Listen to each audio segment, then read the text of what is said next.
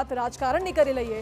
સુરત લોકસભા બેઠકથી કોંગ્રેસના સત્તાવાર ઉમેદવાર નિલેશ કુંભાણી તરફથી રજૂ કરાયેલા 3 ટેકેદારોના હસ્તાક્ષર ખોટા હોવાની રજૂઆતને પગલે કોંગ્રેસે આકરા પાણીએ આવતીકાલ સુધીનો સમય માંગ્યો છે તેવું વકીલનું કહેવું છે। આવતીકાલે અમે તમામ પુરાવા રજૂ કરીશું તેવું વકીલ તરફથી કહેવામાં આવ્યું છે। જો કે કોંગ્રેસ આરોપ લગાવી રહી છે ટેકેદારોને કોઈ કારણથી ડરાવવામાં આવ્યા હોય તેવી શક્તિસિંહ ગોહિલ દ્વારા આરોપ લગાવવામાં આવ્યો છે।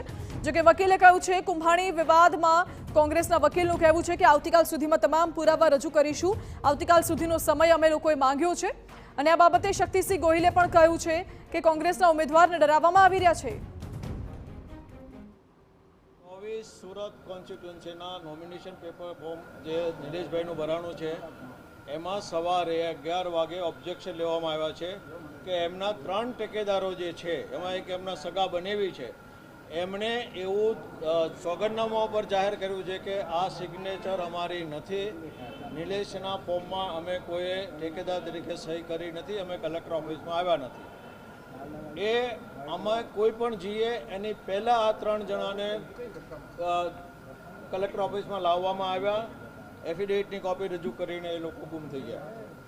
અમને જ્યારે કલેક્ટર તરફથી જ્યારે ઓબ્જેક્શન આવ્યા અને શોકોઝ નોટિસ આપવામાં આવી કે ભાઈ તમારા ઠેકેદારોમાં સાઇન છે, એ ઠેકેદારો સાઇન ના પાડે છે એટલે તમારું ફોર્મ રદ કેમ ન કરવું, એના જવાબમાં અમે અત્યારે 3 અરજીઓ કરી છે।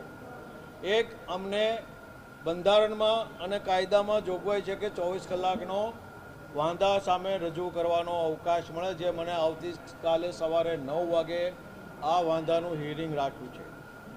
બીજી અરજી મેં એવી કરી છે કે આ જે 3 નોમિનેશન પેપરમાં 3 ટેકેદારોએ સાઇન કરી છે એ સહીઓ અમારી રૂબરૂમાં કરવામાં આવી છે, એટલે સોગંદ ઉપર જે એફિડેવિટ કરવામાં આવી છે વાત ખોટી છે, એટલે હેન્ડરાઇટિંગ એક્સપર્ટનો ઓપિનિયન મંગાવો અને 3 વ્યક્તિઓને કાલે 9 વાગે કલેક્ટરમાં હાજર કરો, અમારે એની ઉલટ તપાસ કરવી છે। અને ત્રીજી વસ્તુ મેં અત્યારે નામદાર હાઈકોર્ટમાં હેબિયસ કોર્પસ પિટિશન મારા ફોન ઉપર લખાવી દીધી છે। 2 કલાક 3 કલાકમાં અમે નામદાર હાઈકોર્ટમાં રીટ પિટિશન દાખલ કરી આ 3 એને હેબિયસ કોર્પસમાં કરી અને આ 3ને તાત્કાલિક હાજર કરો, કારણ કે અમે મારા સગા બનેવીને જો અમે ગોતી ન શકતા હોઈએ, મારી બહેનને ગોતી ન શકતા હોઈએ અને એના જ ફોર્મમાં એવું કહેવામાં આવે કે આ ફોર્મ ખોટું છે, તો લોકશાહીનું અપહરણ નથી, જાહેરમાં ખૂન છે। જો તમને બીક લાગતી હોય ચૂંટણી લડવામાં તો તમે ચૂંટણીની રીતે લડો, પણ આવી રીતે ફ્રોડ કરીને, દબાવીને, ધમકાવીને, લાલચ આપીને તમે એમ કહેવરાવો કે આ ફોર્મમાં સહી નથી કરી તો આનાથી કોઈ ખરાબમાં ખરાબ બદતર વસ્તુ લોકશાહીમાં હોઈ ન શકે। આ લોકશાહીનું ખૂન છે, એટલે અમે દરેક રીતે લડશું। આવતીકાલે સવારે 9 વાગે કલેક્ટર કચેરીમાં હાજર થશું અને 3 જણાની ક્રોસ કરવાની માંગણી કરશું અને જરૂર પડે હાઈકોર્ટ કે સુપ્રીમ કોર્ટ જવાની તૈયારી સાથે બેઠા છીએ।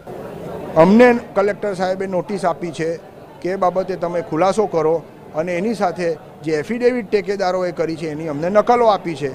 અમે 4 વાગ્યાનો સમય ફિક્સ કરેલો રિટર્નિંગ ઓફિસરે, તેથી અમે 4 વાગે હાજર થયા અને અમે 4 વાગે મુદત અરજી આપી। અમારે ડિટેલ આર્ગ્યુમેન્ટ્સ કરવાની છે, અમને સમય આપવામાં આવે, તેથી રિટર્નિંગ ઓફિસર સાહેબ એટલે કે કલેક્ટર સાહેબ અને રિટર્નિંગ ઓફિસરે અમને કાલે સવારનો સમય આપ્યો છે। 9 વાગે અમે આર્ગ્યુમેન્ટ કરી દઈશું। જે લોકોએ ફોર્મમાં ટેકેદાર તરીકે સહીઓ કરી છે એમને પોલીસના જાપ્તા નીચે ભય, લાલચ શું હશે તો હવે ખબર પડશે, પણ એમના પાસેથી એવું લખાવવું કે ટેકેદારમાં સહી અમે કરી છે નથી, હવે એ કેમેરાની આંખે જોઈએ તો ફોર્મ રજૂ કરવા જાય છે ત્યારે પણ એ આવે છે, ત્યાં સહી થાય છે। આ બધી બાબતો હોવા છતાં એક બિન લોકશાહી રીતે એમણે જે કર્યું છે જેના સામે અમારી લીગલ ટીમ જોઈને આગળ પણ લડત ચલાવશે। અપહરણ થયાની આ અરજી છે પોલીસમાં મને ખબર નથી, નિલેશભાઈ બોલ્યા, મારી વાત સાંભળો। તો નિલેશ કુંભાણીના ફોર્મ વિવાદ મુદ્દે કોંગ્રેસે ભાજપ પર મોટો આરોપ લગાવ્યો છે। ચૂંટણી વિભાગ ભાજપના ઇશારે કામ કરી રહ્યું છે તેવું મનીષ દોશીનું કહેવું છે। જે ખેલ ખેલાયું છે તેની પાછળના પ્યાદાઓને ખુલ્લા પાડીશું. રમત રમનારા કોણ છે અને કોણે ધાક ધમકી આપી તે પણ સામે આવશે. કેન્દ્રીય ચૂંટણી પંચ ન્યાયિક રીતે ચૂંટણી યોજાય તેવા પ્રયાસો કરે તેવું પણ મનીષ દોશીએ કહ્યું છે અને વધુમાં ઉમેર્યું કે પારદર્શક ચૂંટણી વ્યવસ્થા માટે બંધારણીય જવાબદારીનું પાલન થાય તે પણ જરૂરી છે. ભાજપાને સત્તાધીશો આગળ નતમસ્તકે કામ કર્યું તેવું સ્પષ્ટ મારો આક્ષેપ છે. આ સંજોગોની અંદર અમે અપેક્ષા રાખીએ છીએ કે જે ખેલ ખેલાના છે અને આ ખેલ પાછળના કારનામા ક્યાં છે એને પણ અમે વિસ્તૃત રીતે કાલે ખુલ્લા પાડીશું.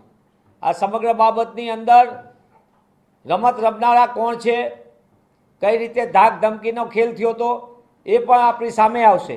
અમે ભારતીય ચૂંટણી પંચને વિનંતી કરીએ છીએ કે આપની જવાબદારી બને છે ફેર એન્ડ ફ્રી ઇલેક્શન કરવાની, અને એવા સંજોગોની અંદર ન્યાયિક અને પારદર્શક ચૂંટણી વ્યવસ્થા માટે આપની જે બંધારણીય જવાબદારી છે એનું પૂર્ણપણે પાલન થાય.